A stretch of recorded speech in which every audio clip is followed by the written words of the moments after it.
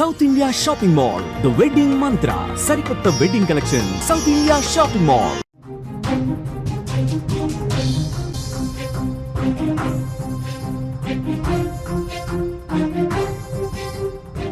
Breaking news చూస్తున్నాం. ఈశాన్య రాష్ట్రాలను 5 రోజులుగా తీవ్ర పరిస్థితులు, వరదలు కూడా అక్కడ ముంచెత్తుతున్న పరిస్థితి కనిపిస్తుంది. మే 29 నుంచి నాన్ స్టాప్ గా అక్కడ వర్షాలు పడుతున్న పరిస్థితి. అక్కడ అనేక ప్రాంతాలు కూడా ఇప్పటికే నీట మునిగిపోయిన పరిస్థితి కనిపిస్తుంది. కొన్ని ఇళ్లు కూడా వరదలో కొట్టుకుపోయాయి. ఇక కొండ చర్యలు కూడా ఒక పక్క నుంచి విరిగి పడుతున్న పరిస్థితి. నిరాశ్రయులుగా వేలాది మంది చేరినట్లుగా తెలుస్తోంది. ఇప్పటి వరకు మొత్తం 36 మంది మృతి చెందినట్లుగా అధికారిక లెక్కలు చెబుతున్నాయి. విపత్కర పరిస్థితులపై మోదీ ఫోకస్ చేసినట్లుగా తెలుస్తుంది. ఆయా రాష్ట్రాల సీఎంలకు కూడా ఆయన ఫోన్ చేసి మాట్లాడారు. కేంద్రం సాయం అందిస్తుందని కూడా ఆయన ఒక రకంగా హామీ ఇవ్వడం జరిగింది ఆయా రాష్ట్రాలకు. ఇంకా అక్కడ సహాయక చర్యలు కూడా కొనసాగుతున్న పరిస్థితి కనిపిస్తుంది. టోటల్ గా చూస్తే ఈశాన్య భారతదేశాన్ని వరదలు ముంచెత్తుతున్నాయి. అస్సాంతో పాటు ఇటు మిజోరాం, మణిపూర్, త్రిపుర, అరుణాచల్ ప్రదేశ్, సిక్కిం రాష్ట్రాల్లో గత 4-5 రోజుల నుంచి కూడా అతి భారీ వర్షాలు, వరదలు తీవ్ర ప్రభావాన్ని చూపిస్తున్నాయి. వరదలు ముంచెత్తడంతో అనేక ప్రాంతాలు అక్కడ నీట మునిగిపోయిన పరిస్థితి కనిపిస్తుంది. రోడ్లు కొట్టుకుపోయాయి, ఇళ్లు కూడా ధ్వంసమైన పరిస్థితి కనిపిస్తుంది. అక్కడ మనం క్లియర్ గా విజువల్స్ లో అయితే చూడొచ్చు. అక్కడ మణిపూర్ లో కూడా పరిస్థితి ఏ విధంగా ఉంది, అక్కడ ఏ విధంగా సహాయక చర్యలు కొనసాగుతున్నాయి. అక్కడ నీటిలో ఉండి కూడా ఒకరు హెల్ప్ తీసుకుంటూ పైకొస్తున్న పరిస్థితి కనిపిస్తుంది. అక్కడ సహాయక బృందాలన్నీ కూడా కష్టపడుతున్న పరిస్థితి.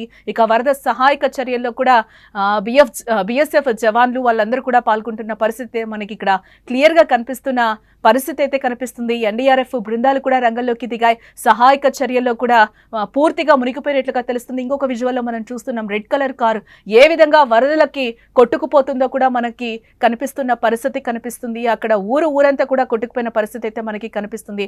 ఎక్కడ చూసినా కనుచూపు మేరలో వాటరే కనిపిస్తున్న పరిస్థితి కనిపిస్తుంది. చాలా వరకు అక్కడ ప్రాంతాలన్నీ కూడా నీట మునిగాయి. వారిని కాపాడుకోవడానికి కూడా పై ఫ్లోర్స్ ఎక్కుతున్న పరిస్థితి కనిపిస్తుంది. తీస్తా నది కూడా ఎంత ఉధృతంగా ప్రవహిస్తుందో కూడా మనకి కనిపిస్తున్న పరిస్థితి అయితే ఇక్కడ చూడొచ్చు. విజువల్స్ లో అయితే మనకి క్లియర్ గా కనిపిస్తున్నాయి. ఇక కొండ చర్యలు విరిగి పడిపోతున్న పరిస్థితి కనిపిస్తుంది. ఇప్పటి వరకు కూడా మొత్తం 36 మంది ప్రాణాలు కోల్పోయినట్లుగా అధికారిక లెక్కలు చెప్తున్నాయి. అస్సాం రాష్ట్రంలో అత్యధికంగా 11 మంది మరణించగా అరుణాచల్ ప్రదేశ్లో 10 మంది, అలాగే మేఘాలయలో 6 మంది, మిజోరంలో 5 మంది, సిక్కింలో 3, త్రిపురలో 1 ప్రాణాలు కోల్పోయినట్లుగా సమాచారం. వేలాది మంది నిరాశ్రులయ్యారు. సుమారు 5.5 లక్షల మందిపై వర్షాలు, వరదలు ప్రభావం చూపుతున్న పరిస్థితి. వరదల్లో చిక్కుకున్న వారిని రక్షించేందుకు ముమ్మర సహాయక చర్యలైతే అక్కడ ప్రస్తుతం కొనసాగుతున్నాయి. అక్కడ మూగ జీవాల్ని కూడా ఏ విధంగా కాపాడుతున్నారో కూడా మనకి క్లియర్ గా విజువల్స్ లో కనిపిస్తున్నాయి. అక్కడ సహాయక చర్యలు కూడా ముమ్మరంగా సాగుతున్న పరిస్థితి కనిపిస్తుంది. ఒక ఆ రోపును పట్టుకొని కూడా అక్కడ సహాయక చర్యల్లో ఉన్న వాళ్ళు కూడా ఇబ్బందులు పడుతున్న పరిస్థితి కనిపిస్తుంది. ఎందుకంటే మోకాళ్ల పైకి నీళ్లు వచ్చేసిన ప్రభావం అయితే మనకు కనిపిస్తుంది. ఇంకొక బాక్స్ లో మనం చూస్తున్నాం. మణిపూర్ లో అందరినీ కూడా అక్కడ రెస్క్యూ టీం కాపాడుతున్న పరిస్థితి కనిపిస్తుంది. ఆ వాటర్ లోనే ఒక వాహనంలోకి అందరినీ ఎక్కించుకుని కూడా అక్కడ రోడ్లు దాటిస్తున్న పరిస్థితి అయితే కనిపిస్తుంది. ఎక్కడ చూసినా చుట్టూ కనుచూపు మేరలో మనకి నీళ్లే కనిపిస్తున్నాయి. ఎక్కడ జనజీవనం అయితే అక్కడ పూర్తిగా స్తంభించిపోయింది. దాదాపు 5 రోజుల నుంచి వర్షాలు పడుతున్నాయి అని అంటే అక్కడ ఎలాంటి పరిస్థితులు ఉన్నాయో కూడా మన కళ్ళకు అద్దం పడుతున్నట్లుగా కనిపిస్తున్నాయి.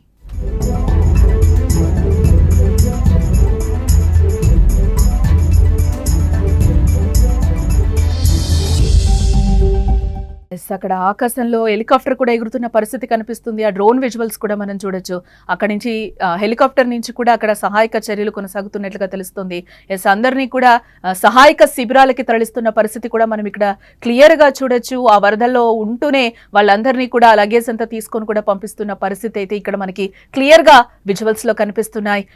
అస్సాం రాష్ట్రంలో 22 జిల్లాల్లో ఈ వరదలు ముంచెత్తుతున్న పరిస్థితి అయితే కనిపిస్తుంది. 15 నదులు ప్రమాదకర స్థాయికి మించి ప్రవహిస్తున్నాయట.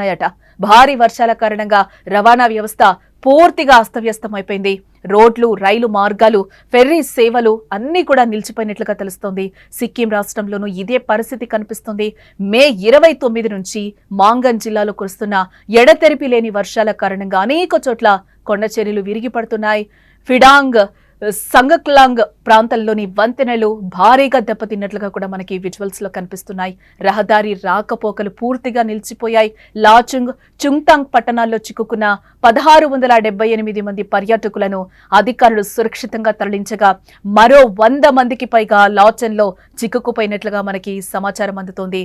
తీస్తా నది 35 నుంచి 40 అడుగుల మేర ఉప్పొంగి ప్రవహించడంతో ప్రాంతీయ కనెక్టివిటీ, రోడ్లు, వంతెనలు అయితే తీవ్రంగా దెబ్బతిన్నట్లుగా కనిపిస్తుంది. అక్కడ రోడ్లు కూడా మనకి కనిపించని పరిస్థితి అయితే కనిపిస్తుంది.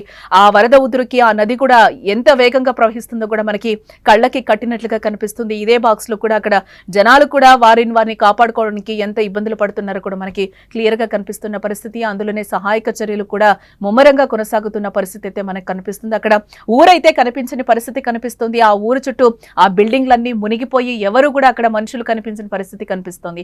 వర్షం కారణంగా సిక్కింలో వేర్వేరు ప్రాంతాల్లో కూడా చిక్కుకుపోయిన వారిని రక్షించేందుకు వాయుసేన రంగంలోకి దిగింది. 2 MI-17 హెలికాప్టర్ల ద్వారా 34 మందిని పాంగ్యాంగ్ విమానాశ్రయానికి చేర్చింది.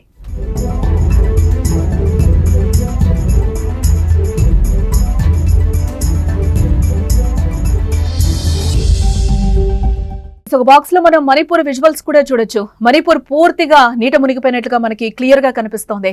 మణిపూర్ రాష్ట్రంలో అనేక నదులు కూడా ఉప్పొంగుతున్న పరిస్థితి కనిపిస్తుంది. పశ్చిమ కమెంగ్, కమ్లే, ఎగువ దిగువ సబన్సిరి, పాపుంపరే, దిబాంగ్ లోయ, లోయర్ దిబాంగ్ లోయ, లోహిత్, చాంగ్లాంగ్, క్రాదాది, కురుంకుమే, లాంగ్డింగ్ వంటి జిల్లాల్లో నదులు, ఉపనదులు ప్రమాదకర స్థాయికి చేరుకున్న పరిస్థితి కనిపిస్తుంది. దీంతో కొన్ని ప్రాంతాల్లో కరకట్టలు కూడా తెగిపోవడం జరిగింది. ఈ వరదల ప్రభావంతో 19,000 మందికి పైగా ప్రజలు తీవ్రంగా నష్టపోయినట్లుగా అధికారులు చెబుతున్నారు. అధికారులు తెలిపిన వివరాల ప్రకారం 3,365 ఇళ్లు దెబ్బతిన్నాయి. 103 ప్రాంతాలు నీటిలో తేలియాడుతున్నాయి. 19,811 మంది ప్రజలు తాత్కాలికంగా నిరాశ్రులయ్యారు. వారి కోసం ప్రభుత్వం మొత్తం 31 సహాయక శిబిరాలను అయితే ఏర్పాటు చేసింది. ఇంపాల్ తూర్పు జిల్లాలో ఎక్కువ నష్టం వాటిల్లింది. భారీగా నీరొచ్చి ముంచెత్తిన నేపథ్యంలో Jawaharlal Nehru institute of medical sciences లో చిక్కుకుపోయిన వైద్య విద్యార్థులు అలాగే సిబ్బందిని రక్షించేందుకు మణిపూర్ ఫైర్ సర్వీసెస్ అలాగే Assam rifles, SDRF, NDRF, Indian army సంయుక్తంగా అక్కడ సహాయక చర్యలు చేపట్టిన పరిస్థితి అయితే కనిపిస్తుంది. వీరందరికీ కూడా మోదీ అక్కడున్న రాష్ట్ర మంత్రులకి, సీఎంలకు కూడా ఫోన్ చేసిన పరిస్థితి కనిపిస్తుంది. మేము అండగా ఉంటాం, ఎలాంటి సహాయక చర్యలు కావాలన్నా కూడా మమ్మల్ని సంప్రదించండి అని కూడా చెప్తున్న పరిస్థితి. ఆయన వీటన్నిటి మీద PM మోదీ సమీక్ష చేస్తున్నట్లుగా కూడా మనకి సమాచారం అందుతోంది.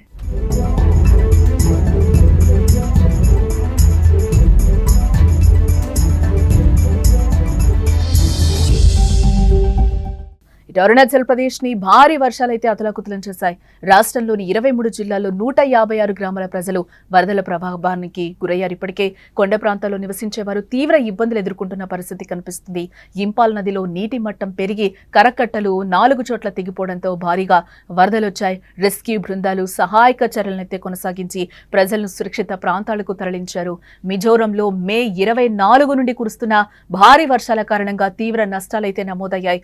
ఇప్పటి వరకు 212 రహదారులు కొండ చర్యల కారణంగా మూసుకుపోయాయి. మే 29, 30 తేదీల్లో 2 రోజుల పాటు పాఠశాలలు మూసివేయగా సోమ, మంగళవారాలు అన్ని పాఠశాలలు తాత్కాలికంగా మూసివేయాల్సి వచ్చింది. ఇతర రాష్ట్రాల మాదిరిగానే ఇక్కడ కూడా కొండ చర్యలు విరిగిపడి ఇల్లు కూడా పూర్తిగా ధ్వంసమైనట్లుగా తెలుస్తుంది. ఆ విజువల్స్ కూడా మనం క్లియర్ గా చేస్తున్నాం.